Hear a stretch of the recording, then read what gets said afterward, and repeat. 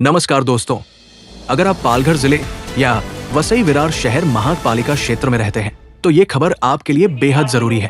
भारत चुनाव आयोग और महाराष्ट्र के मुख्य चुनाव अधिकारी के आदेश पर पूरे राज्य में मतदार यादी विशेष सखोल पुनरीक्षण कार्यक्रम स्पेशल इंटेंसिव रिवीजन सर तेजी से चल रहा है। इसी सिलसिले में आज यानी 16 जुलाई 2026 को विरार स्थित महानगरपालिका मुख्यालय में एक बेहद महत्वपूर्ण पत्रकार परिषद का आयोजन किया गया।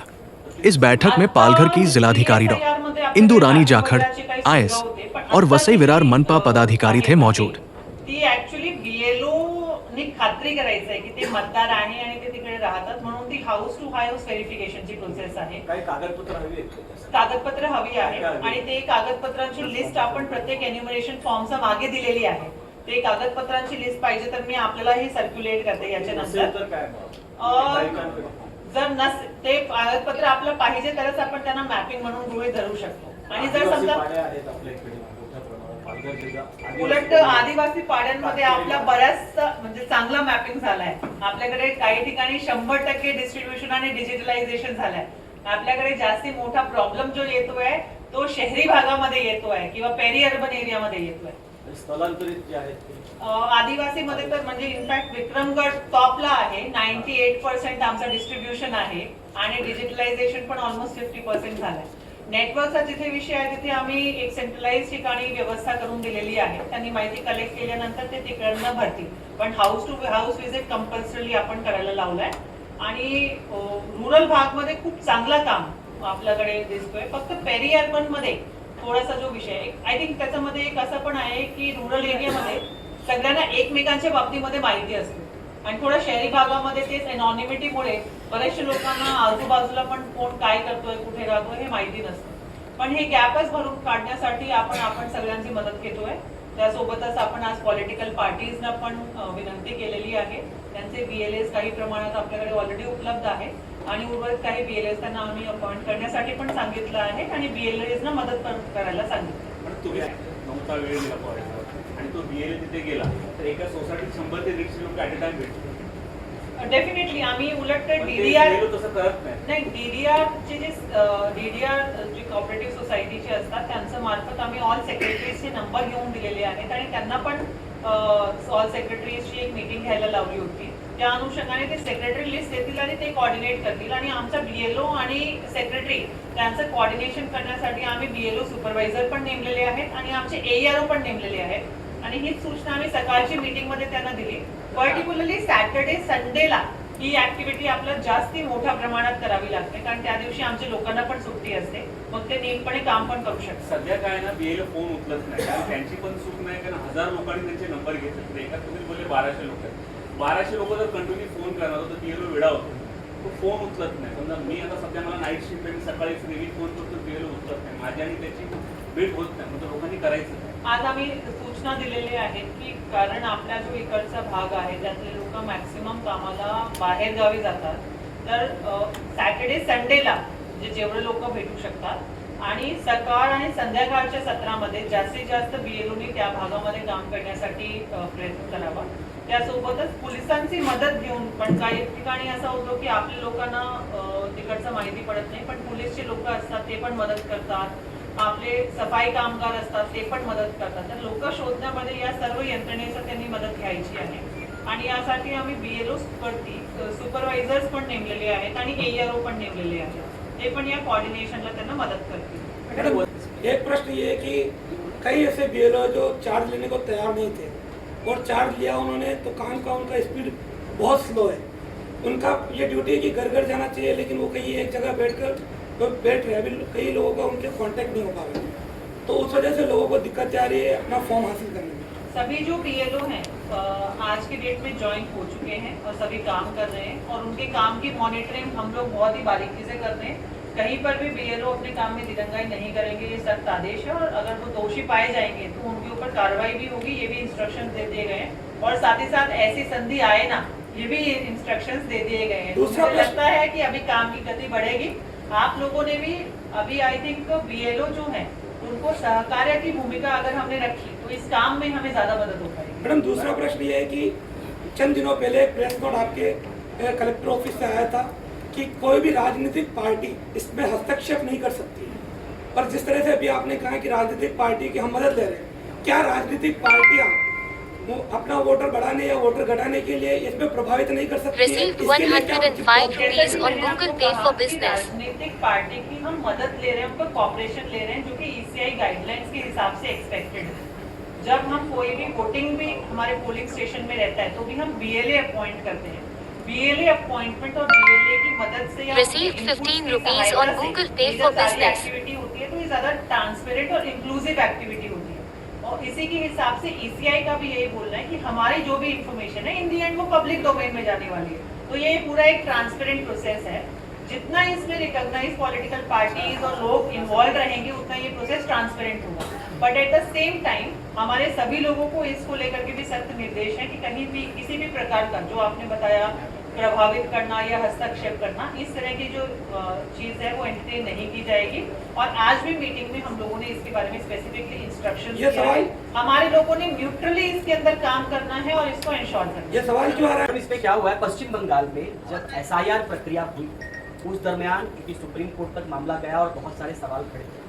महाराष्ट्र में वही प्रक्रिया हो रही है। सवाल मेरा ये है कि क्या बीएलओ, तमाम ऐसी घटनाएं पूरे देश में आई थी जहां बीएलओ की आत्महत्या और तमाम तरह की चीजें सामने आई थी हरेसमेंट कारण। अभी थोड़ी देर पहले हमारे साथी ने प्रश्न पूछा था उस पर, क्या बीएलओ या बीएलए को कोई विशेष प्रशिक्षण दिया जा रहा है, उसके आधार पर वो वहां जा रहे हैं? कि कई बार सामने वाला व्यक्ति अपने चीजें नहीं लेना चाहता, नहीं, बहुत सारी चीजें, तो हरेसमेंट बहुत ज्यादा होता है। अभी थोड़ी देर पहले 1200 का आंकड़ा और लगातार कॉल, अगर एक बीएलओ को जाता है तो उसकी मनस्थिति क्या होगी?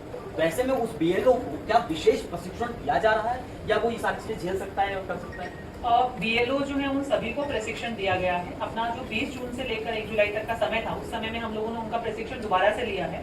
और साथ ही साथ बीएलओ के ऊपर हम लोगों ने, जैसे कि मैंने पहले बताया, एक बीएलओ सुपरवाइजर करके एक ऑफिसर दिया है, फिर एक एईआरओ दिया है। और जो बीएलओ सुपरवाइजर हैं वो डेली 2 बार अपने बीएलओ जो है उनसे संपर्क कर रहे हैं, फिजिकली भी हम लोगों के साथ में मीटिंग्स ले रहे हैं। और जहां पर भी ऐसा हो रहा है कि बीएलओ को कोई अड़चन का सामना करना पड़ रहा है, उस समय हमारा जो बीएलओ सुपरवाइजर है वो टोटली उसको हेल्प करता है। साथ ही साथ हमने हर सुपरवाइजर के पास कुछ बीएलओ असिस्टेंट्स दिए हैं, जिससे कि जिस बीएलओ के पास काम की संख्या ज्यादा है वो उनको मदद कर पाए। दूसरे प्रदेश में और अपने अंदर एक अच्छा पॉजिटिव चेंज ऐसा है कि हमें जो समय मिला है ये पूरी एक्सरसाइज करने के लिए वो थोड़ा ज्यादा मिला है। बाकी जगहों पे 1 और 1.5 महीने में पूरी की पूरी प्रक्रिया हुई है, हमें लगभग 3 महीने का समय इसके अंदर मिला है। और साथ ही साथ वहां पर इमीडिएटली उसके बाद इलेक्शन थे, अपने पास मैक्सिमम जगहों पर वैसी परिस्थिति नहीं है। तो वो जो एक प्रेशर था या वो जो एक पैनिक था वो आज की डेट में अपने यहाँ पर नहीं दिख रहा। तो इसीलिए शायद ऐसा प्रकार तो मुझे लगता नहीं आएगा कि कहीं पर भी कोई हम लोगों में कुछ इस तरीके का आपत्तिजनक हो।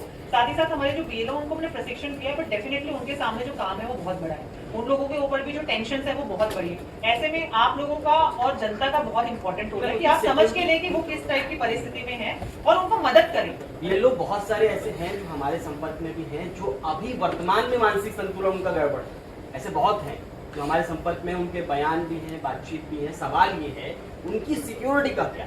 कई बार वो राजनीतिक दलों के दबाव में, मतदाताओं के दबाव में, खासकर सुपरवाइजर जो आप कह रहे हैं उनके दबाव में, इस तरह से मानसिक संतुलन उनका खराब भी होता है। अगर कहीं पर भी ऐसी कोई भी परिस्थिति हमारे सामने आती है तो एज अ प्रशासन प्रमुख I am totally along with them आणि आम्ही सरकारच्या मीटिंगमध्ये इन्स्ट्रक्शन्स दिलेले आहेत। कुठेही बीएलओना जर अशी काही अडचण येत असेल की त्यांना काम करायला अडचण जाते तर आमचे बीएलओ सुपरवायझर आणि एईआरओ ते त्यांच्या सततच्या संपर्कमध्ये असतात। सोबतच ईआरओचा नंबर जे आमचे एसडीएम पण आहेत, तिन्ही जे एआरओ आहेत ते एसडीएम आहेत, त्यांना त्यांनी जर माहिती दिली तर we will take action in appropriate cases. आणि कुठेही शासकीय कर्मचारी म्हणून त्यांना काही प्रॉब्लेम होणार नाही याची आम्ही खात्री करू। त्यासोबतच ही एक नॅशनल ड्युटी आहे आणि जेव्हा आम्ही एखादा शासकीय कार्यालयामध्ये काम करतो, जे काही ऍडिशनल रिस्पॉन्सिबिलिटी शासनाकडनं आम्हाला देण्यात येतात ते आम्हाला गांभीर्यपूर्ण करावे लागतात। म्हणजे असे जेव्हा आम्ही हे पद स्वीकारतो तेव्हाच लिहिलेलं असतं, तर मग कलेक्टर म्हणून मी किंवा बीएलओ म्हणून कोणीही असं सांगू शकणार नाही की मी हे सिलेक्टिव्ह काम करणार। शासनाने जबाबदारी दिली आहे की कलेक्टर म्हणून मला इलेक्शनचं काम करायचं आहे तर मला करायचंच आहे। यामध्ये परत ही संधी नाही आहे की मी हे काम सोडू शकतो किंवा मी हे काम बघून घेऊ शकतो। सो आपण सगळ्यांमार्फत माझी जनतेला हीच विनंती आहे की खरोखर एक मोठी एक्सरसाइज आहे, आपण सगळ्यांचे सहकार्याशिवाय ते कम्प्लीट होऊ शकणार नाही आणि याला एक नॅशनल ड्युटी म्हणून समजून पुढची प्रक्रियामध्ये आम्हाला मदत मॅडम ऐसी करा. प्रश्न काय आहे की लोकांच्या मनामध्ये ज्या शंका आहेत की याच्यापासून दूर राहा मग नाव डिलीट नाही होणार, ते उलट आहे. जर त्यांनी याच्यामध्ये सहभाग नाही घेतला तर उलट काही गोष्टी चुकण्याची जी संधी आहे ती जास्ती आहे. आणि जोपर्यंत आपल्याकडे एन्युमरेशन फॉर्म येणार नाही तोपर्यंत त्यांचं नाव आपण ड्राफ्ट रोलमध्ये घेऊ शकत नाही. त्यामुळे तो पर्सन आपल्या तिकडे भेटलाच पाहिजे, त्यांनी आपल्याला योग्य ती माहिती दिलीच पाहिजे. जर ती माहिती काही अपूर्ण राहिली तर ते पूर्ण करण्याची संधी आहे आपल्याकडे नंतर. पण जर त्यांनी फॉर्मच नाही घेतला किंवा ते आताचे डिस्ट्रीब्युशनच्या वेळेमध्ये आपल्या समोर नाही आले तर आपल्याला त्यांना ती संधी पण देण्यास अडचणी आहे. त्यासोबतच एक मी तरी सांगू इच्छिते की ही सगळी प्रक्रिया झाल्यानंतर सुद्धा जर कोणाचं नाव नाही राहिलं तर असं नाहीये की याच्यानंतर कोणाचं नाव ऍड होऊ शकत नाही. त्याची एक प्रोसेस आहे, जी प्रोसेस आता आपण करतोय तीच प्रोसेस नंतर होऊन ते नवीन फॉर्म भरून आपलं नाव मतदार यादीमध्ये समाविष्ट करण्यासाठीची प्रोसेस करू शकतात. म्हणजे हा इथे स्टॉप होतो असा विषय नाहीये, पण हे आपला विशेष कार्यक्रम आहे ज्यामध्ये आपण सखोल पुनर्निरीक्षण यादीचं करतो. मॅडम मला एक प्रश्न असा आहे की आता वसईच्या पश्चिम पट्ट्यात मोठ्या प्रमाणात कॅथलिक लोक राहतात आणि त्यातलं प्रत्येक घरात एक व्यक्ती ती बाहेर गावी आहे. त्याच्यामध्ये त्यांनी काय करायचं, त्यांचं नाव डिलीट होईल. पण ज्या ठिकाणी असं आहे तिकडे जे हेड ऑफ दी फॅमिली आहे ते एन्युमरेशन फॉर्म वरती त्यांच्या हिशोबाने सही करून देऊ शकतात. आणि त्याच्यावरती जर काही ऑब्जेक्शन नाही आलाय की तो पर्सन पर्टिक्युलरली परमनंटली शिफ्टेड आहे की इंडिव्हिज्युअल कडनं, तोपर्यंत आपण हेड ऑफ द फॅमिली म्हणून गृहीत धरतो. हे करत असताना साधारणतः आमचं बीएलओ घरोघरी जेव्हा भेट देतात तर त्यांना ते लक्षात येतो पण की whether that person is genuinely visiting म्हणजे ते तिकडचे रेसिडेंट आहे की नाही, आणि त्या आधारावर बीएलओ तिकडे ते मॅपिंग करून घेतात. मॅडम एकंदरीत लोकांना काय आव्हान असेल तुमचं? लोकांना हेच आव्हान आहे की जेव्हा आमचे बीएलओ येतात आपण जास्ती प्रमाणात तिकडे उपस्थित राहावं आणि जे बीएलओना माहिती अपेक्षित आहे ती माहिती द्यावी. सोबतच आमचे बीएलओ तुम्हाला एन्युमरेशन फॉर्म जो आहे ते एक देणार आहे पोस्ट म्हणून, त्याच्यामधली जी माहिती आहे ती खात्री करून घ्यावी की ती माहिती बरोबर आहे, अगदी तुमच्या नावाची स्पेलिंग पासनं. कारण हे एकदा झाल्यानंतर परत त्याच्यामध्ये जर बदल करायची असली तर आपल्याला एक वेगळी प्रोसेस करावी लागेल.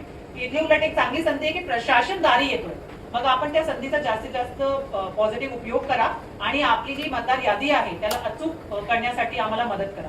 आणि या सॅटर्डे संडेला प्रामुख्याने आमचे जास्तीत जास्त बीएलओ जे आहेत ते फील्डवरती जाणार आहेत आणि ज्या लोकांना अजूनपर्यंत आम्ही ट्रेस नाही करू शकलो कृपया करून त्या लोकांनी पुढे यावं आणि आपल्या बीएलओशी संपर्क साधून त्यांना योग्य ती माहिती द्यावी.